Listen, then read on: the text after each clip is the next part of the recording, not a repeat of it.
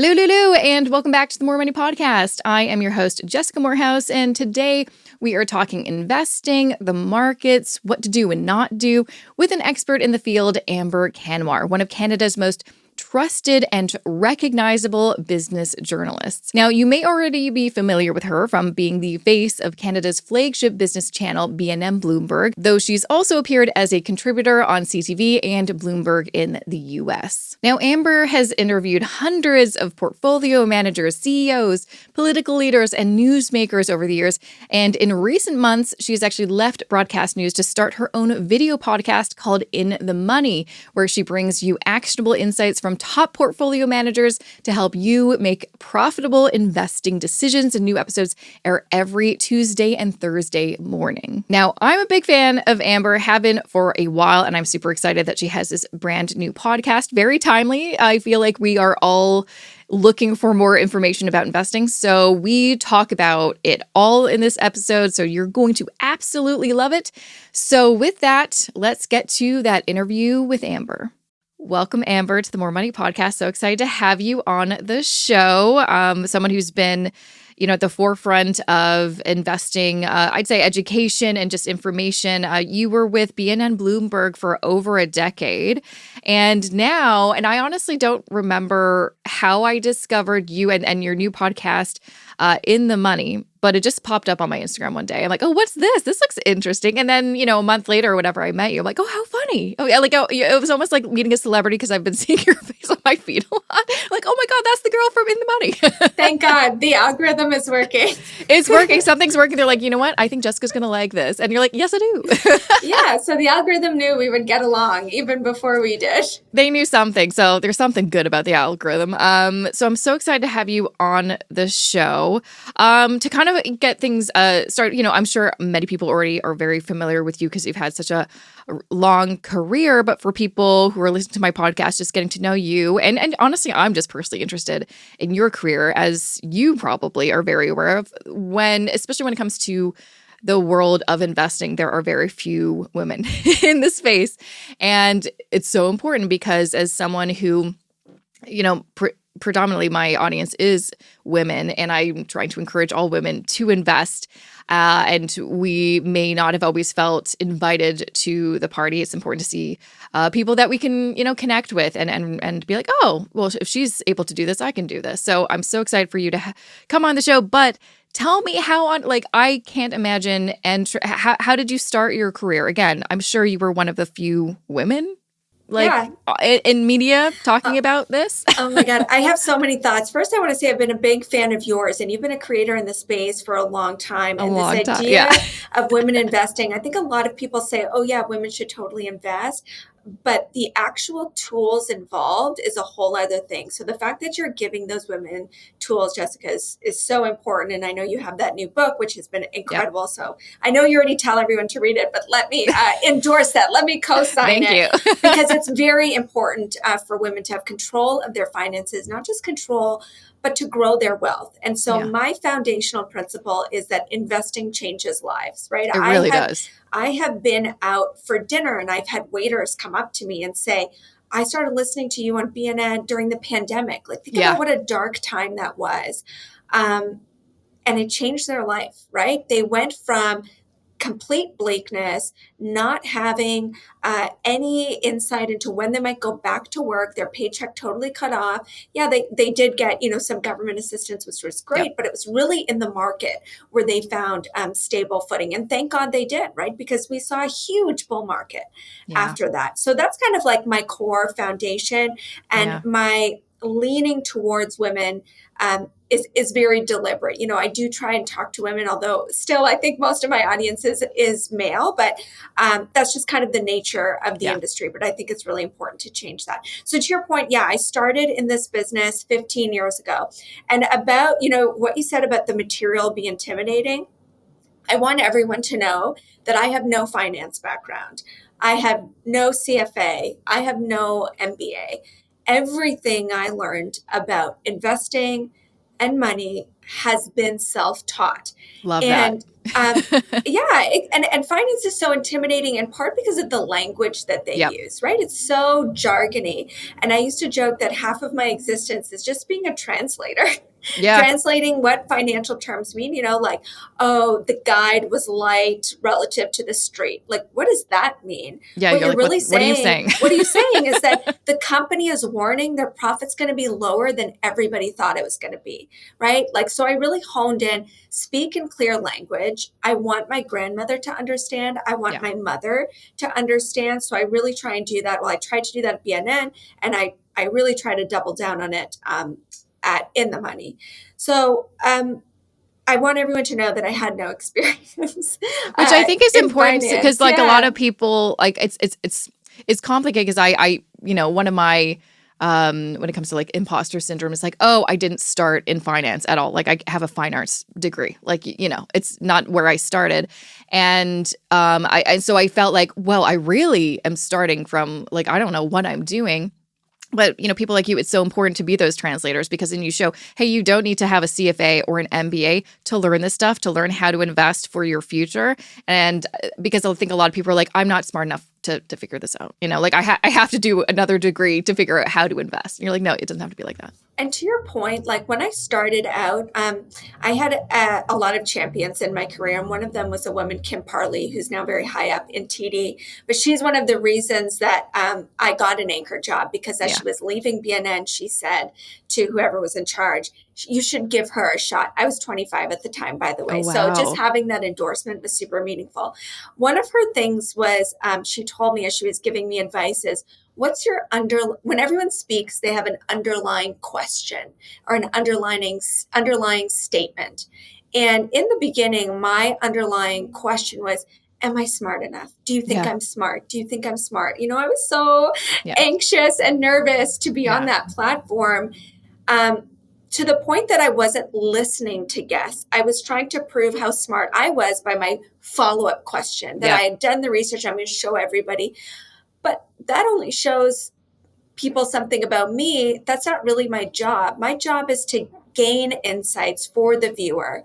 And so, when you say, Jessica, that you had that imposter syndrome, it's almost better to have that starting point, because if you don't know, Jessica, if you don't know the answer by now, if I don't know the answer by now, chances are most people don't, right? So it's moving from like imposter syndrome to, I'm comfortable with what I know. I'm also comfortable that I don't know everything. And that's okay. That's where real confidence is. It's not actually in knowing everything. It's knowing that you don't know everything and being okay with that, and then seeking answers. Yeah. And that's kind of the exciting part, I think, that when things really shifted for me, and I would say, I'm not sure, maybe it was like when I was 30 or 31 when I started really be like, you know what, I need to learn the stuff that I don't know. And I need to admit that I don't know some things. And that's okay, because not everyone knows everything. And the people what I've met in my experience, the people who do seem like they know it all, they actually don't, but they're really good at pretending.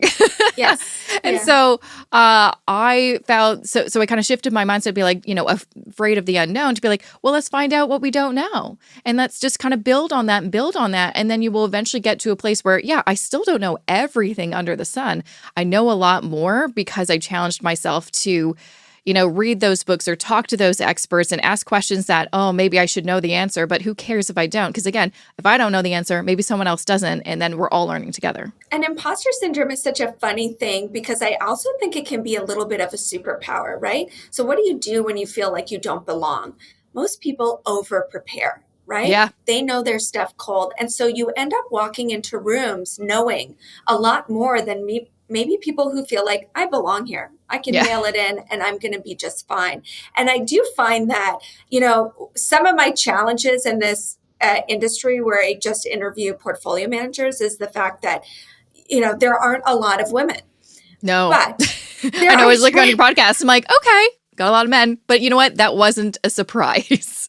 That's not a surprise. And I am reaching out. And if you're a woman PM, like, call me. Janine Lee Chong of Waratah is like such a badass on Bay Street. And it was probably, I've interviewed Mark Carney like 3 times.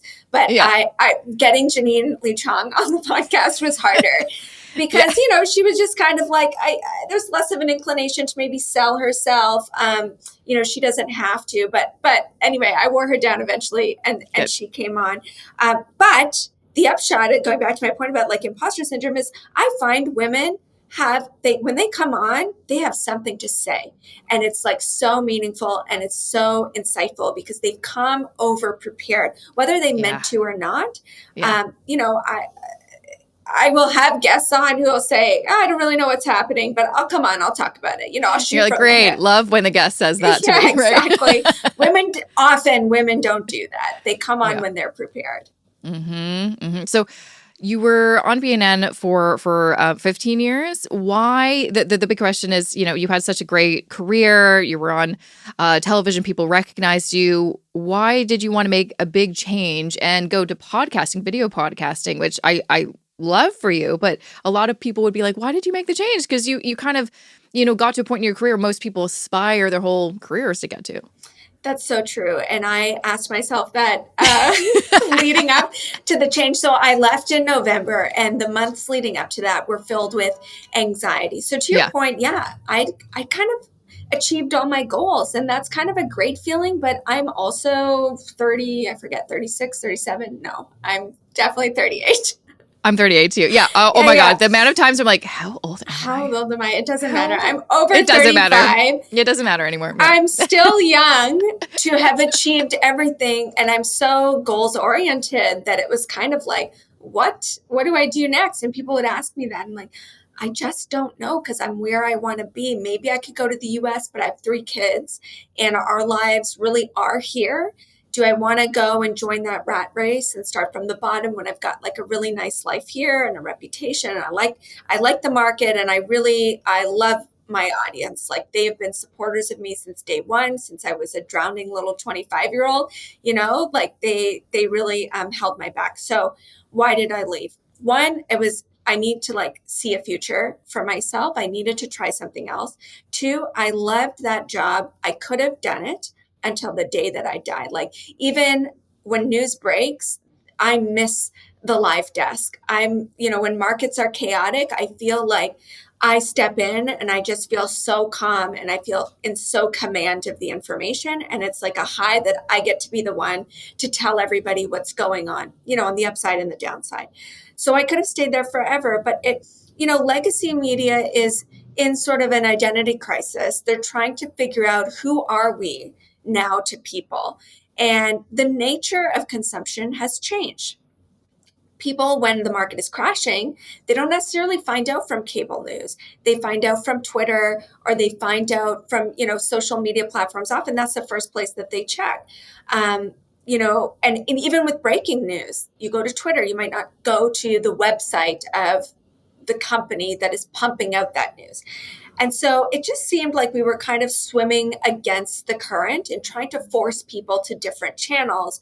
Whereas I thought, what if you just met them where they are? Like, what if you're just on YouTube and Spotify and Apple and Instagram and Twitter and all those places where they already are? Wouldn't it be so much easier?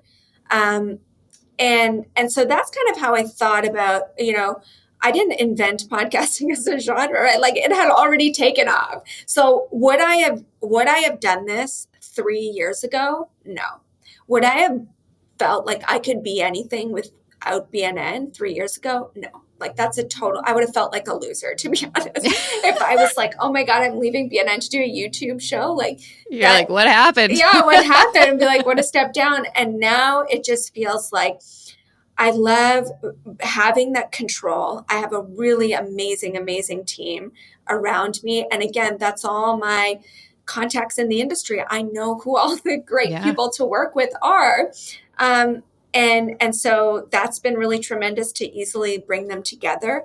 And then it just feels so easy to just be going. People are looking for financial advice on social media. 1 in 5 people, Jessica, start their investing journey on social media, but who are the voices, right? Like, you also need to add some credibility to that. Exactly. And not saying that there are people that are uncredible, but There are. Yeah, there are. There are. There but are yeah, I know what you mean. It's saying like you can 10x, you can do this. Like exactly. There's a lot of those voices and they're very loud. And I think that's why I'm so excited to see your podcast come to be, because I'm like, oh, great. Someone who really knows their stuff has been doing this for a while and is bringing other voices who are in the industry, in the day-to-day, that can really speak to some of these really important things. Whereas, when social media just started, or I'd even say 5 years ago is where I saw a really big shift on social media when it comes to financial information. Is COVID just exploded everything?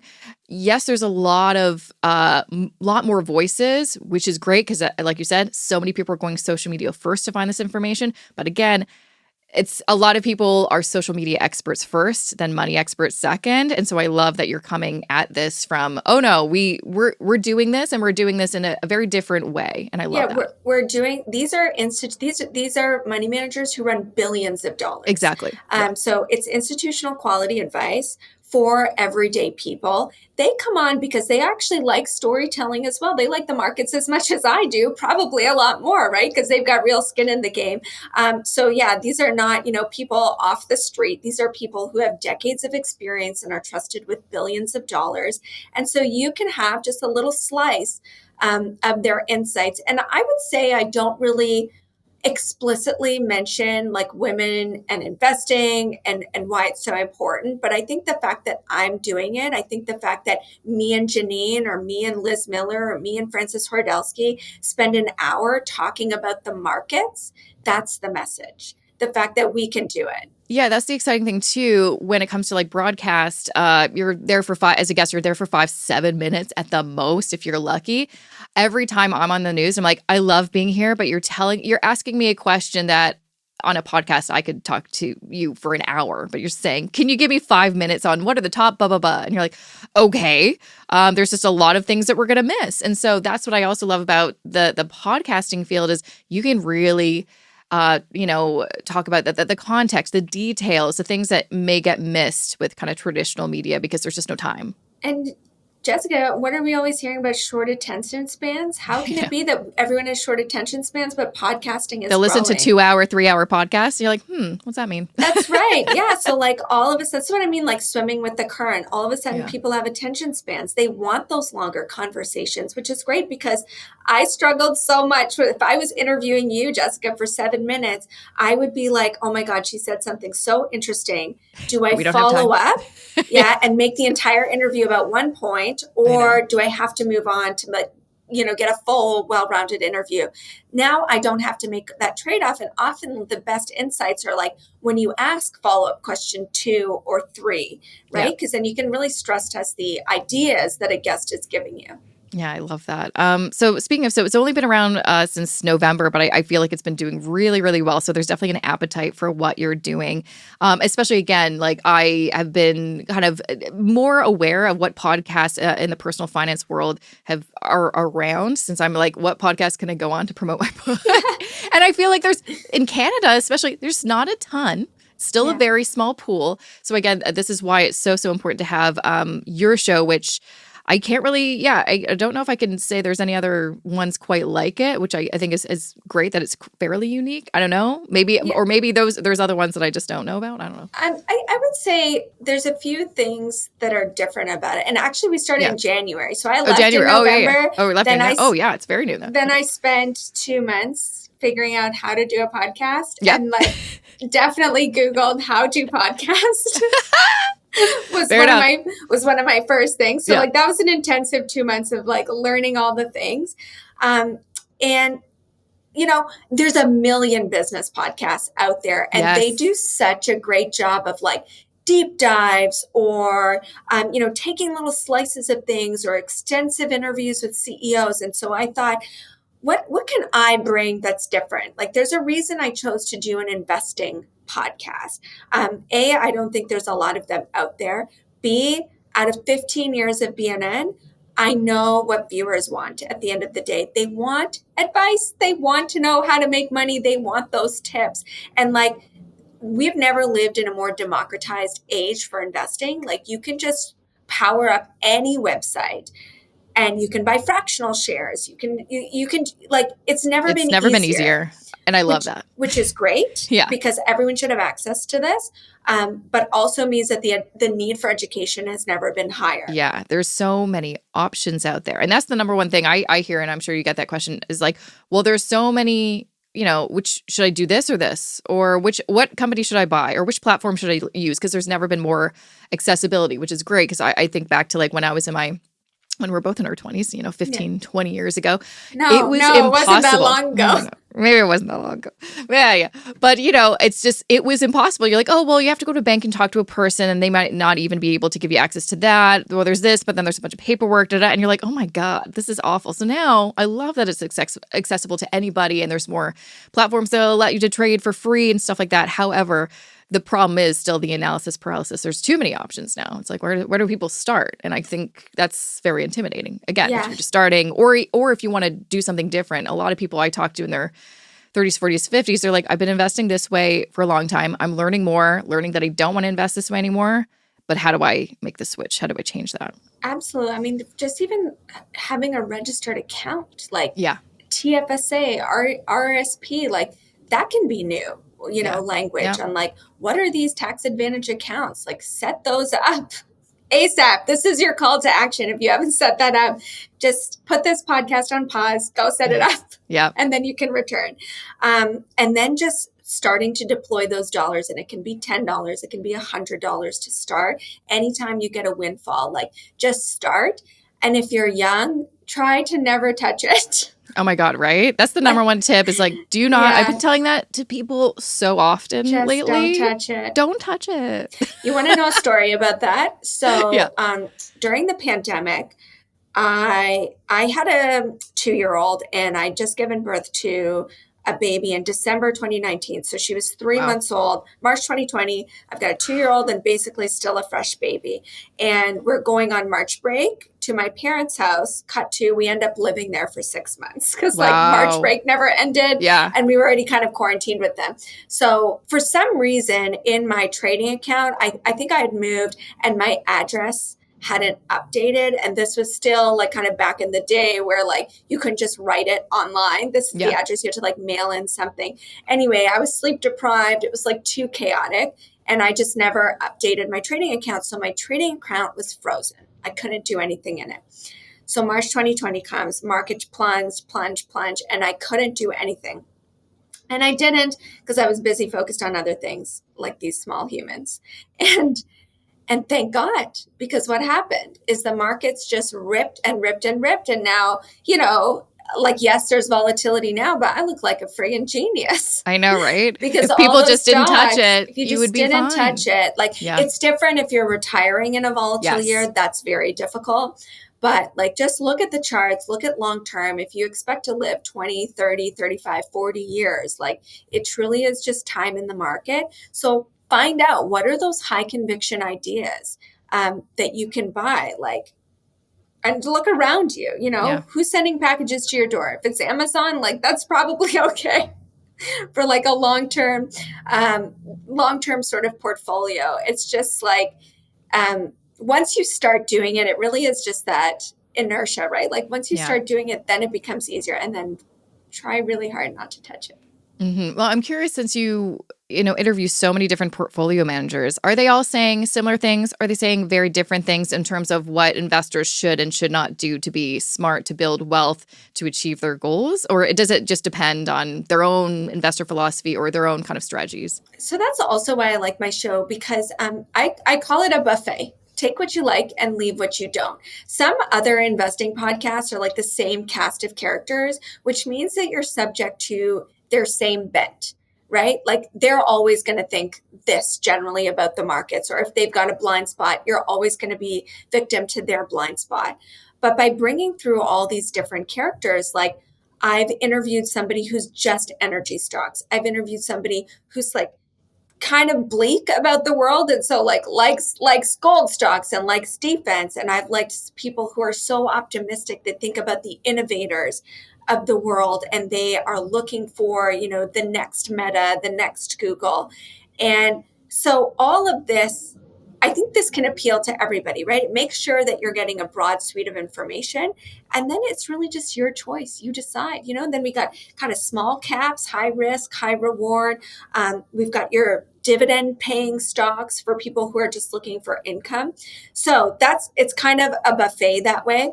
But to your point about is there a unanimous voice that is coming out? I would say, at the beginning of the year, there was a lot of buy the dips mentality, right? Because we've been so trained, it's worked out really well. Anytime there's a pullback, buy. And honestly, it's kind of working out recently too. And the big pullback that the S&P 500 had in the spring. But there are people who've been in the markets for decades who really view what's going on in the US as a tectonic shift, right? And that there are big changes to be aware of. So, for example, so the pandemic, the market's ripped after that, and we're at all-time highs. But Peloton is a shell of its former self. Zoom is a shell of its former self. So there were changes after the pandemic. The real estate sector, office real estate, is a shell of its former self, and we are nowhere back to occupancy levels that we've seen. So the market can still move to all-time highs, but you still have to pay attention to what are those shifts. And the shifts right now are nearshoring, and that was happening before tariffs, but who are buddies to the U.S. from a manufacturing perspective, who's already manufacturing in the U.S., who's going to be insulated from, potentially recession. So you're still kind of doing your homework. The leadership changes in the index, and that argues for just an ETF. If you want to just buy an S&P 500 ETF and let it go and let the, cream rise to the top, go for it.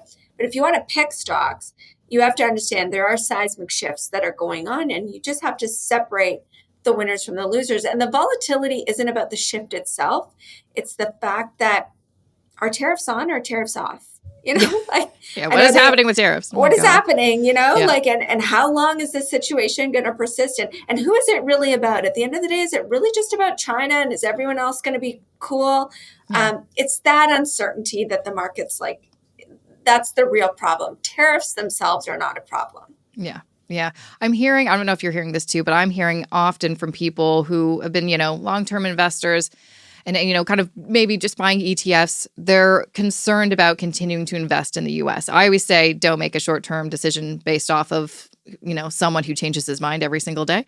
But, there's a lot of people that are making are they thinking about making these changes or are actually making these changes where they're divesting completely out of the U.S. or they're just, making their portfolio. So it's not, 50% of their portfolio. Now it's 25 because they're just so concerned about the impending apocalypse, apparently.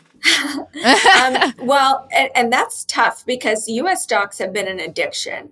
There's been U.S. exceptionalism really for more than a decade, and nothing else has panned out that well. I mean, the TSX is held in there, but you don't get the kind of monster gains you've gotten in the U.S. I would say that's part of one of the shifts that we are seeing, and it's it might feel good on moral grounds. If you're a Canadian, you're I'm selling this U.S. stock, but it also is rooted in something practical, right? Costs are going to go up. U.S. consumers are going to bear that. It's going to cost billions to reorient the manufacturing sector, and that's going to cause some short-term pain. In 5-10 years, maybe it'll all be fine, but it's going to cause some short-term pain. It was also a very highly valued market, so it wasn't priced for pain. It was priced for roses and sunshine, right? So you have to think about that. Okay, then let's go elsewhere in the world. The TSX, the Canadian market. What a cheap market, right? All these bad things you can say about the Canadian economy and what's going to happen. But then guess what? We actually have our index has a ton of gold stocks. And guess what? Gold's at a record high. So gold doesn't maybe mean a lot for our economy, but it means a lot more for our stock markets. So it's one of the reasons our market does really well. And then if people are looking for value, the Canadian markets look more valuable relative to the US. Let's go over to Europe. The European markets have been going gangbusters. And this is a perennially underperforming area, especially compared to the US. Now, why is it going gangbusters? Again, it goes back to that shift. The US retrenching from the globe means that Europe is on its own when it comes to things like defense. And so you've got countries who now have to pour billions of dollars into defending their own borders, maybe not relying on NATO at all. And so companies who make those products that are going to benefit from defense spending, they're ripping higher. Just to give you a sense of like how much of a sea change we're seeing in Europe, Germany, which is known for like the most fiscal restraint ever, is saying we've got to abandon some of our fiscal anchors and start spending, because that's how severe national security has become. It's sort of like your Depression era grandparent telling you to go out and buy a Porsche. Like that's how much of like a pivot that is for Germany. Wow. So like these shifts, they're taking place. They're definitely worth noting. At the end of the day though, like show me a Meta, show me a Google, show me a Netflix, show me an Amazon that's coming out of Europe, right? Yeah. Like there's just something about innovation in the US that I wouldn't necessarily discount. But we're moving towards a world where maybe there's opportunities like elsewhere. It doesn't just have to be USA all the way. It can be a more global approach to your portfolio. Yeah. I mean, yeah, that's what I've been telling everybody, especially in terms of like, I see this with a lot of US finfluencers and just people talking about their investments. So they're like 100% in the US. I'm like, there's a thing called diversification. I know you live there and you love America and you've been doing really well the past several years, but guess what? Then there's a moment like this where this is where you want to invest in other countries besides the one you live like in. think about like a Netflix. A lot of analysts that I see right now, it's like, so with all these dislocations, tariffs, inflation, does that really affect Netflix? You know, it's sort of become this recession-proof area of the market. So you can still, invest in the U.S., but maybe not a Boeing right now because it's banned. China has basically said we're not taking Boeing planes because they're caught in the trade war. NVIDIA's caught in the trade war, but like Netflix, not as much. Yeah, Tesla, maybe not so much right now. Oh gosh, I never know. I never know what to do with Tesla because I know people were so like, oh my God, I'm gonna be rich in like 2020. Like that was everyone's favorite stock. And it's so interesting that so much can change in 5 years. You know? Like yes, but also like their quarter came out a few weeks ago. Their sales plunged. Yeah. I think it was the most since 2012. The profit was down 70%. They now have lower margins than GM and Ford. And like this was always the Tesla feather in its cap. It had higher margins. The stock rallied.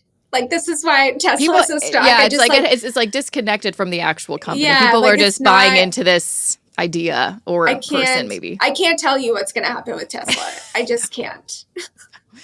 No, in your view, I mean, I know with your podcast, you have all these experts and you really, kind of talk about that you put on your website too, just like you invest in stocks.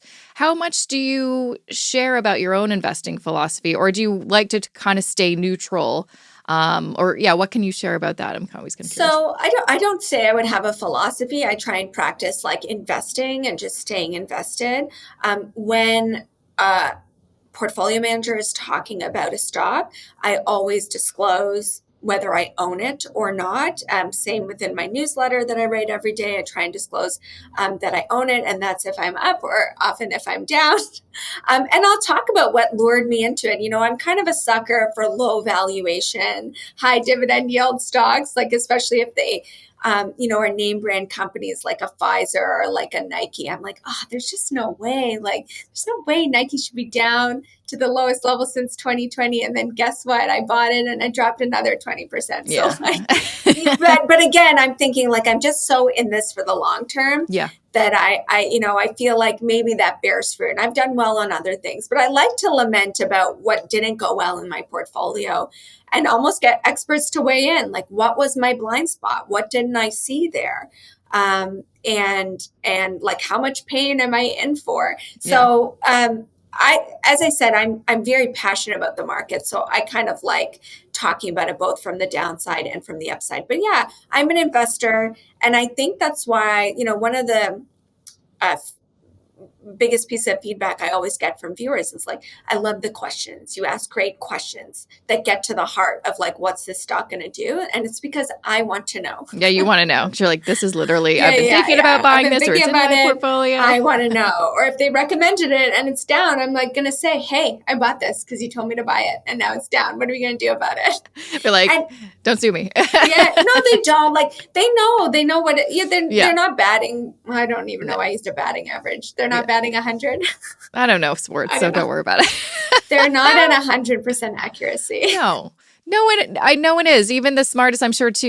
You've talked to so many really educated expert investors and they get it wrong. The stats, there's the SPIVA that I always tell people to take a look at. It's if you're like, should I, be a day trader or should I buy individual stocks? It's like, just so you know, the smartest people in the world still get it wrong. So it's just, there's no guarantees. It's just, it is what it is. I'm curious though, has there been anything that maybe, you talk to someone like, oh, this is going to be a really good opportunity. This is a good stock. You're like, okay, I'm going to buy that. And then it goes the other way. Has there been anything that you've just held on to because of like sunk cost fallacy? You're like, no, I'm going to wait, and it just keeps on dropping. Yeah. Everything right now. Everything right now. Basically, you could say that, when the markets are plunging, it's hard to it's hard to feel like a hero, but it's also, you shouldn't beat yourself up. Everything is going down. So one stock that everybody just loves on this show, and they keep recommending, and it keeps going down, is Canadian Natural Resources, our biggest energy, one of our biggest energy producers. And it looks beautiful on paper. It can make money above $40 per barrel. So even though oil prices are plunging, it's going down. Its balance sheet is beautiful. All the money that it brings in, it just sends back to shareholders. They make these beautifully timed acquisitions. They're perfect at buying low and selling high. And none of it matters. Stock just down, down, down, down, down. And eventually I have to believe that it's going to matter. Because there's no operational hiccups. And over the long term, the stock has done very, very well. And I think if you have that long-term view, you can see that maybe it's just consolidating. And I bought it after the fourth guest was like, this is the most beautiful stock in the world. We actually had this portfolio manager, Rebecca Telscher of New Haven, and she just she couldn't say enough positive things about it. And somebody tweeted, it's like, if you ever find a woman who talks about you the way Rebecca Telscher talks about CNQ, you should marry her. She just this opus towards CNQ. So I'm down, but I'm in for the long term, and we'll see how that pays out. Has there been a moment where you bought like an undervalued stock and it did do really well and you did feel like a hero? Because sometimes it's nice to also hear those good stories. So a lot of people I think have the other experience where they bought and it went down and then they feel like an idiot, and then it almost maybe makes them feel like they shouldn't invest. This isn't for me. But there are those, moments where you're like, oh, it feels so good when it works though. So the two things I'll say about that is the times I feel like an idiot are often the times I sold. I don't necessarily always feel like an idiot when I'm holding. I feel like an idiot when I sold and I'm like, ooh, I'm up 25%. And then I check back on the stock a year later and it's doubled and I missed that. And so that's always a reinforcing, Amber, you had faith in the company. You were just looking at 25%. Yourself. And you're just sometimes I nail the trade. Air Canada, I don't believe in. And I just caught it at a right moment and it was up 75%. And I just counted my blessings. I'm like, I'm out. And now the stock's at the lowest level since 2020. So I feel great about that. But I had no conviction. I just felt like I'm going to catch it. And then I felt lucky to get 75%. So I'm like, I'm out. I have no conviction. One garbage stock that I picked up that I've done very well in is CVS. It's the U.S. pharmacy. And the pharmacies in the U.S. are so terrible. What's the one? Walgreens and CVS. But I was listening to the commentary and everybody was really clear about saying CVS is different.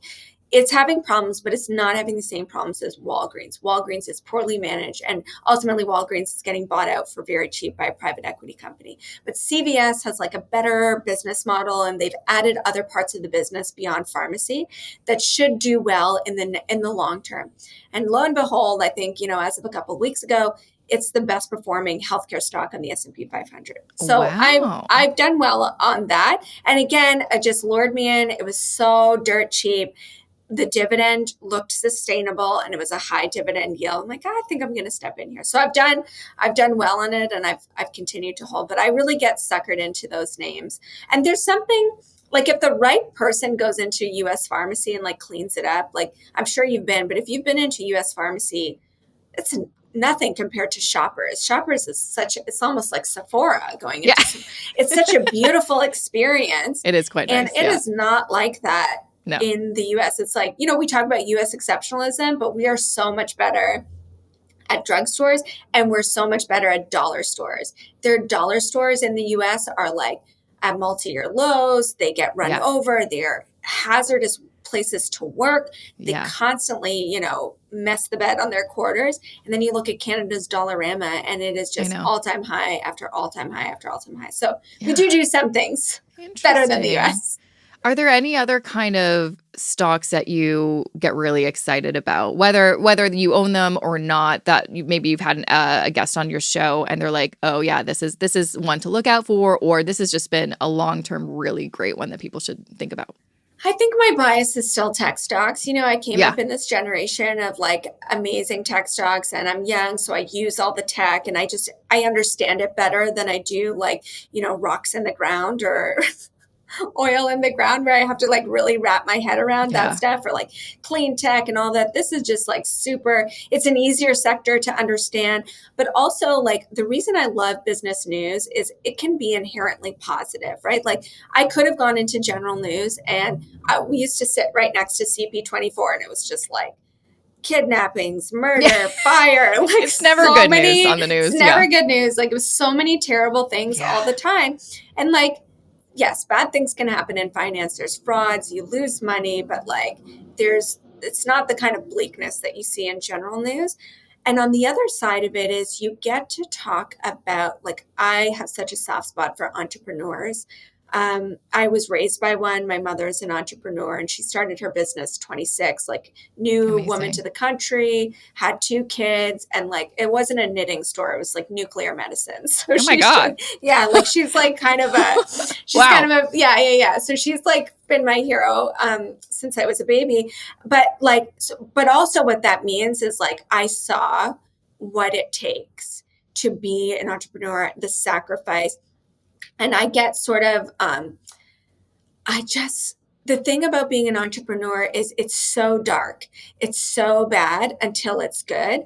And what sets an entrepreneur apart from, someone who doesn't have what it takes is they're in that dark moment and they keep going, and they don't know that the reward is there, right? So they sacrifice for years. Their family suffers. Like, all these people have to support this person. They financially suffer, and they don't know that the payoff is there, but they keep going. And like, we don't do enough in this country to support that. And I think that's why we don't have the level and scale of there's a reason Canadians move to the US if they want to start a business or they want to grow, because there's definitely a lot more support, I'd say. Mm-hmm. That culture is like, I love that. So you can say what you want about what Elon Musk and what Mark Zuckerberg have turned out to be, or Travis Kalanick. Like, I don't know why they all end up this way. I know. Like, that's a therapy podcast. That's a therapy. It's like, what happened to them? But like, in the beginning, like that's so cool. It's that's inspiring. Something that they did turned out on this like grand scale. And I'm sort of obsessed with how that happens and what those pivot points are. I'd love it if, we saw more women do that. Yeah. And it's not that they're not trying. It's just there's a lot more obstacles in their way. Oh, yeah. And there needs to be more like systemic help to remove those obstacles, because there's fewer obstacles for male founders. But just people who do that, they're such a special breed of people. And so those people are wrapped up in these tech stocks because often they're disruptive. They're taking on something huge, and they're changing the way people do things like forever. And that's really awesome. Yeah, no, and I think that's what, when I kind of got over my fear of investing, then there's the exciting part, the hope part of investing, which is there's so many opportunities. If you do get it right, or if you do stick to these core principles, not only is it kind of fun sometimes if you do pick that right stock and you're like, oh my gosh, it just doubled. Look at this. It works. But also just, even if you're doing like, I'm a boring index investor. I have a few legacy stocks that I've owned since 2020 that are still in the red that I'm going to keep just because of my own punishment, I think, my own mental punishment for buying them at the peak. But it's so, for me, exciting year over year seeing this transformation. Look, especially from where I started late in my 20s, like hardly any money. Yeah. And now approaching 40, it's like, oh, right, this does work when you stay invested. It's and very think exciting. about a salary versus growth in your portfolio, right? Like you're probably getting maybe 2-3% raises if you're lucky. At work. If you're lucky. I never got a raise at work. Yeah, man. If you're lucky, and then your dollars, like compound growth between 5 and 10%, like that's pretty good. That's like, and that's conservative. You can buy Canadian banks and yield 5% like every year. You can get that every year right now. Yeah, no, and that's, again, that's why it's important for women especially to get into investing, because stats show we live longer and, we're out of the workforce typically because of, child rearing or caretaking. There's all these elements that's like, we absolutely need to grow our wealth because we need it. We're going to use it. we talk about like retiring and living longer, but this is like actually a really big passion of mine is that they say it takes a village. The village isn't free, right? No. Especially in Canada, the village is not free. And, I think it's like a privileged woman's perspective to say, oh, I have help. I pay for help.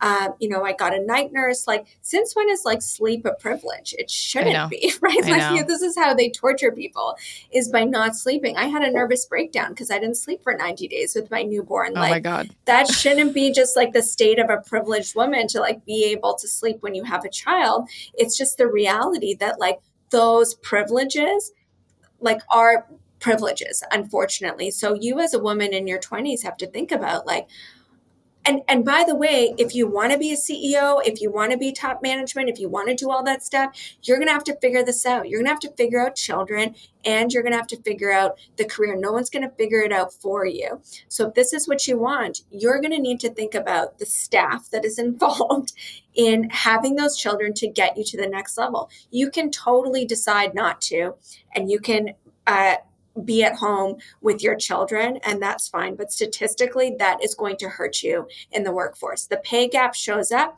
when you take mat leave. It doesn't show up before then. It pays up when you take mat leave, which sucks and is shitty. And so in your 20s, you have to think about what is the village that I'm going to need to make sure my children are taken care of and I can still excel at work. I have 3 children. I could not be doing what I'm doing if I didn't have a nanny and a husband who's as close to 50% as it gets. Don't let him hear that. Yeah. I always say there's room for improvement, but like I have and I have my mother. Yeah. I could not do any of this like without that support. I would just be drowning. And there are women who are much stronger than me that could do it with support. But like, why? Why suffer? And it shouldn't be that you need this like insane, highly motivated, ambitious woman to like break through all those barriers. That's what I mean. Like when the obstacles are in front of you, like I think mediocre women should be able to do well as well. Me too, right? Like that to me is like equality. When mediocre men are doing well. Exactly. I mean, are you kidding me? The amount of like high up men I've met in my lifetime who have like, they're VP CEO and they're just mediocre. They're not geniuses. And then there's these amazing women who are like, steps below them in their career. And you're like, this doesn't make sense. And it's not fair. I write about this in my book. It's crap, but it is what it is. And so we got to do something anyway. And so for me, that's why I'm like, we need to learn about our money. We need to invest our money. We need to grow. We need to do whatever we can that's in our control. So slowly we can start breaking down those barriers and get our allies to do the same. It's absolutely true. So like everyone's funding for retirement, like I think the first major thing, like obviously house, but like that's a whole other discussion. But the other thing is like funding your village and finding out like what's important. Like for me, when I found out I was having my second, like from the moment that I was pregnant, I put $100 away every day. And I didn't go for dinners or whatever it was. Like I put $100 away and I said, this is going to a night nurse. Yep. Like, because I will need to sleep for those first 3 months. I didn't have it with the first. And it's just, that's the benefit of having more children is, like, okay, what are my pain points and how can I solve it? But I just like want everyone to know, like I did it with help. I'm doing it with help. I couldn't do anything without help. Most people actually do things with help and there's nothing wrong with that. But like you said, it does cost money. And so we need to factor that in and figure it out. Because there's so many things where, I can't really think really personally, but there's definitely some things where I'm like, oh yeah, no, I don't know. Like for my business, I used to do my own bookkeeping and now I've hired a bookkeeper for the past several years. It's not the cheapest, but they're great. And I'm like, oh my God, this is life-changing. Yeah. That's exactly it. It's like figure out. And that means like I won't be able to retire when I want to. I'm not in the early retirement camp because I'm shoveling all my money out the door for like childcare and activities. And that's just the situation right now. But like, I'm also realistic of it and I'm in command of it. Yeah. No, I'm not early retiring. Also, just because I don't want to. I'm having a lot of fun just working, doing something I love. And I'm sure you feel the same way. You're just at the start of this, which is so exciting. But that's the fun part is you really have the freedom to do with your podcast whatever you want, which is, and I think this is a pretty exciting time to actually have your podcast. Do you find like, oh, wow, we're not going to run out of topics? No, not at all. And that's the thing about the market. It's always on, like it's always on. So like there's always something to do to make money, right? Yeah. So that's really exciting. It helps when the news flow is like chaotic, but I don't need it to be chaotic. I can have fun in a boring market too, right? There are always those opportunities. It's just fun to, and I can tell you are too. Like I'm in my power. Like I was so nervous at 25. Oh my God. Same. God. You cannot pay me to go back and relive my 20s. I was a nervous wreck of like, what am I doing with my life? And I'm like, oh, no, don't worry about it. It's all going to work out. This is a golden age. I love being 38. I'm so confident. There's nobody who can really make me feel intimidated. I have full command of like who I am and what I know in a way that I didn't in my 20s. So like everybody who's afraid of getting older, just like for women, it just gets so much better. It really does. No, I love being in my 30s. It just I don't know why, but and young women still have this fear in their 20s of turning 30. I don't know why there's still this idea that you have to accomplish everything by 30. I'm like, you just got out of school like 6-7 years ago. You think you're gonna do all these things by 30? That's wild. No. Things start happening, I think, 30 plus. And even in 40 plus, like even if you're still figuring shit out in your 30s, that's okay.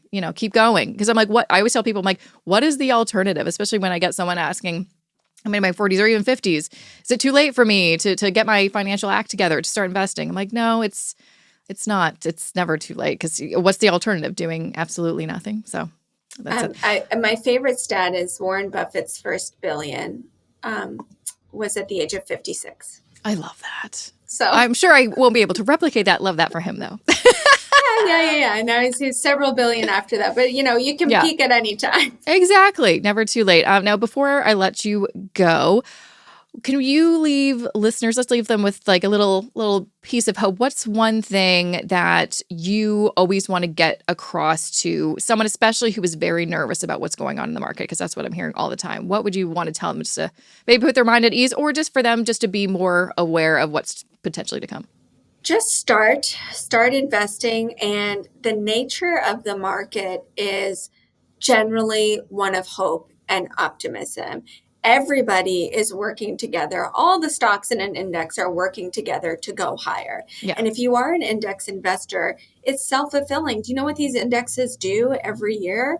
They kick out the losers. Yeah, they do. Kick out the losers and they bring in the winners. So it's just like it's an engine, it's a machine designed to go up. It doesn't go straight up. It doesn't always go up.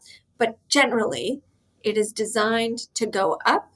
And it's a place where you can really have agency with your money and you can turn your money from where it is right now into something that's really life-changing. So just don't exclude yourself from that opportunity. Mm-hmm. And don't worry about, is this the right time? Because so many people are like, oh, I don't want to get started investing when things are so volatile. I'm like, if you started in 2020, in March 2020, you would be so glad you did. The worst crash that we saw on a percentage basis was Black Monday in the 1980s. And if you look at a long-term chart of the Dow Jones Industrial Average, you won't be able to point it out. Yeah, exactly. Right. So, life is long. The markets are long. Just keep invested. Where can people, because I know lots of people, especially if they want to know more of that, specific stock stuff and market information, and you're putting out 2 episodes a week. Is that right? 2 episodes, yeah. Oh, amazing. Where can they find your podcast? Because I know it's on YouTube, but they can also listen to it. Where can they find everything? Yeah, so In the Money with Amber Kanwar is on Apple, Spotify, wherever you get your podcasts. It's also on YouTube. You can find everything on my website, inthemoneypod.com. You can also sign up for my newsletter. And if you feel like you're not in the know about the markets, every day I send out a newsletter about what's going to move markets that day. So it's a great way to just accumulate knowledge about what's going on. And then I also send out, each of our guests has to give us 3 high conviction ideas and how much upside they see. So I also send that out twice a week. So you'll get stock ideas sent to your inbox twice a week, 6 ideas at the least. Right on. Okay, I'm signing up. You got another subscriber. I want to know. I want to be in the know, because I swear sometimes, probably also just for my own sanity, I'm I'm not looking at the news until then the news is hey, do you want to come on and talk about what's going on? I'm like, what's going on? So if I have your newsletter, I'll know what's going on. Be in the know, get in the money. Get in the money. Well, thank you so much, Amber, for coming on the More Money Podcast. Such a pleasure to have you on, and I'm so excited for your podcast. Well done. Thanks so much for the opportunity. It was a pleasure to speak with you. And that was my episode with Amber Kanwar. Make sure to go to her website, inthemoneypod.com. Also follow them on Instagram at inthemoneypod. And you can find episodes on Spotify, Apple, and YouTube. I will link to everything in the show notes for this episode. And make sure to sign up to her newsletter as well. All the good things just to stay in the loop of what is going on. Now, if you want to get started investing, like we talked about at length in this episode, how important it is, especially during times when you feel is this a bad time? Sometimes that's the best time to start investing. Or you're investing, but you're not sure if you're doing it right. You just want some more knowledge. I would love to invite you to learn more about the investing course I've had since 2021 that has helped hundreds of students learn how to build wealth for their futures, called the Wealth Building Blueprint for Canadians course. Now you can find all the information you want about it at jessicamorehouse.com/course. And it is by application only, just to see if you are a good fit. But then there's an informational video. You can actually even book a call with me so we can discuss it to see if it is a good fit for you and what you're looking for. But like I've mentioned, it is a very comprehensive course. It comes with so many great things, not just all the lessons and worksheets and tools that I built specifically for students. It also comes with an online community. I've just started offering one-on-one office hours. You get lifetime access. So many goodies in this course. jessicamorehouse.com/course is where you can find more info about Wealth Building Blueprint for Canadians. And also, don't forget, I do have a book called Everything But Money. A little bit different than my course. It is really about everything but money. And if you want to grab your copy, just go to jessicamorehouse.com/book. Or, I've been going on Instagram, going to a lot of different bookstores wherever I'm at. If I'm, on my book tour or just in the city of Toronto where I live, I've been popping into lots of different shops and signing copies. So you can always keep up to date on what's going on there, where there are some signed copies of my book, or when the next time I'm going to do an event in your city. And, this is a great time to better understand your relationship with money when there's a lot going on and it just can feel, again, overwhelming. Oh my gosh, what am I doing? This book may be exactly what you need. Just something just to keep you grounded and learn a little bit more about you and how you think and feel and value and manage your money and figure out, why? Why is this? And what can we do to improve things? So jessicamorehouse.com/book is where you can find all the details about everything but money. And yeah, that's really it for me. Thank you so much for listening and watching. Again, if you don't know, this is available as a video podcast as well on my YouTube channel. jessicamorehouse.com/YouTube will take you right there. But thank you so much for supporting the More Money Podcast, and I'll see you in my next episode. The More Money podcast would not be possible without the amazing talents of video editor Justice Carrar and podcast producer Matt Rideout, who you can find at mravcanada.com.